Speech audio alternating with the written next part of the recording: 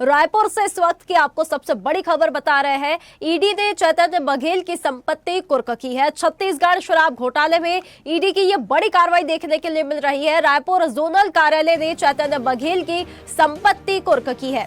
तो 61 करोड़ 20 लाख रुपए की ये संपत्तियां अस्थायी रूप से कुर्क की गई है। वहीं प्लॉट और कृषि भूमि के साथ बैंक बैलेंस एफडी भी इसमें शामिल है। कार्रवाई पीएमएलए 2002 के तहत ये की गई है। अब तक कुल कुर्की की राशि 276.20 करोड़ पहुंच गई है। तो देखिए, बड़ी खबर आपको बता रहे हैं इस वक्त की रायपुर से। ईडी ने चैतन्य बघेल की संपत्ति कुर्क की है। बताते चले कि रायपुर जोनल कार्यालय ने चैतन्य बघेल की ये संपत्ति कुर्क की है। छत्तीसगढ़ शराब घोटाले में ईडी की ये बड़ी कार्रवाई देखने के लिए मिल रही है। छत्तीसगढ़ शराब घोटाले में ये कार्रवाई की गई है। 61.20 करोड़ रुपए की ये जो संपत्ति है अस्थायी रूप से कुर्क की गई है। तो बड़ी कार्रवाई देखने के लिए मिल रही है इस मामले में। 61 करोड़ 20 लाख रुपए की संपत्तियां अस्थायी रूप से कुर्क की गई है। वहीं प्लॉट और कृषि भूमि के साथ बैंक बैलेंस एफडी भी इसमें शामिल है। कार्रवाई पीएमएलए 2002 के तहत ये की गई है। तो कुल राशि जो कुर्क की गई है, अब तक की जो कुल राशि है वो है 276.20 करोड़। ये कुल राशि बताई जा रही है जो कुर्क की गई है। ये पूरी राशि 276.20 करोड़ बताई जा रही है। तो शराब घोटाले में ये ईडी की बड़ी कार्रवाई देखने के लिए मिल रही है। रायपुर जोनल कार्यालय ने चैतन्य बघेल की संपत्ति कुर्क की है। 61.20 करोड़ यानी 61 करोड़ 20 लाख रुपए की जो संपत्तियां है वो अस्थायी रूप से कुर्क की गई है। इसमें एफडी भी शामिल है, प्लॉट और कृषि भूमि के साथ बैंक बैलेंस। चलिए, हमारे साथ अधिक जानकारी के लिए हिमांशु पटेल हमारे साथ सीधा जुड़ गए हैं। हिमांशु, ये बड़ी कार्रवाई देखने के लिए मिल रही है। ईडी की जो संपत्ति है वो कुर्क की गई है, अस्थायी रूप से कुर्क की गई है। क्या कुछ अब इसमें और अपडेट सामने आ रहा है? सबसे बड़े जो है शराब घोटाले मामले पर लगातार जांच का दायरा है वो बढ़ते जा रहा है। एक के बाद एक कई अधिकारी, कर्मचारी और कुछ जनप्रतिनिधि भी इसकी रडार में लगातार रहेगा। ऐसे कार्रवाई का सिलसिला लगातार जारी है।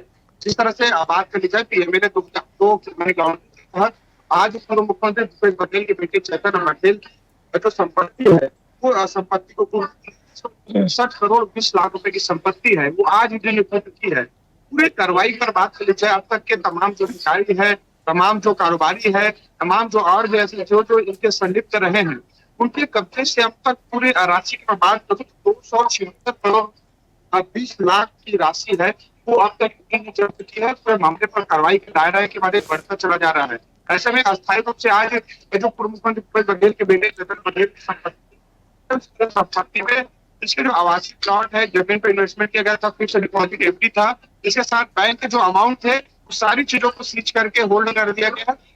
तमाम जो संपत्ति है उसको पीएमएलए 2002 मनी लॉन्ड्रिंग के केस के तहत दर्ज किया गया। मामले को लेकर अभी ईडी की टीम है वो बारीकी से पूछताछ की चुकी है और एक के बाद एक लगातार इस मामले को पूछताछ है वो कई महीनों से लगातार जारी है। एक के बाद एक एविडेंस है वो ईडी की टीम को लगातार मिलते जा रही है। उसके बाद एविडेंस के हिसाब से पूछताछ का दायरा वो लगातार बढ़ रहा है, क्योंकि यह भी जानकारी इनपुट में यह भी निकलकर सामने आई है कि जो पूछताछ है वो कहीं ना कहीं जो कारोबारी है, जो जिस तरह से शराब सप्लायर थे, उनसे किस तरह से पूरी राशि का यहाँ से दोहन किया जाता था, कैसे राशि की डिमांड की जाती थी, कैसे राशि को जो पैसा है किस तरह से कहां से कहां ट्रांसफर किया था, ये लगा जांच के दायरे में एक के बाद एक चुनता गया। बिल्कुल बिल्कुल हिमांशु, देखिए जो कुल राशि है कुर्की की, जो कुल राशि है वो 276 करोड़ 38 लाख रुपए बताई जा रही है। तो क्या मान के चले कि जांच अब अपने निर्णायक चरण में है? ये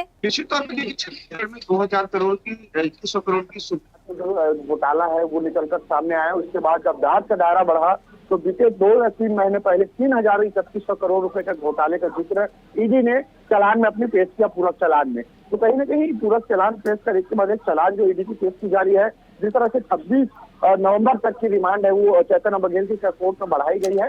तो एक के बाद एक रिमांड पे रिमांड जो है ईडी की टीम के द्वारा ली जा रही है और रिमांड पे लेकर लगातार पूछताछ की जा रही है। ऐसे में तमाम जो है दिशा निर्देश और नियमों कायदों के तहत रिमांड बढ़ाई जा रही है। तो उसी कड़ी पर पूछताछ दूसरी सिलसिला पर चल रहा है और उसके जितने भी एविडेंस मिल रहे हैं उस एविडेंस के आधार पर पूछताछ का दायरा वो भी बढ़ते जा रहा है। तो ऐसे में आगामी समय में और भी क्लू निकलकर सामने आ सकता है। बिल्कुल उसके बाद हिमांशु, चीजों का देखिए खुलासा जब से ये मामला सामने आया है, जब से ही चैतन्य बघेल की जो समस्याएं है वे बढ़ती ही नजर आ रही है। तो अब इस जांच के दायरे में और किन नामों के सामने आने की संभावना है, और जो राजनीतिक हल्का है उसमें क्या कोई हलचल हमें देखने के लिए मिल रही है?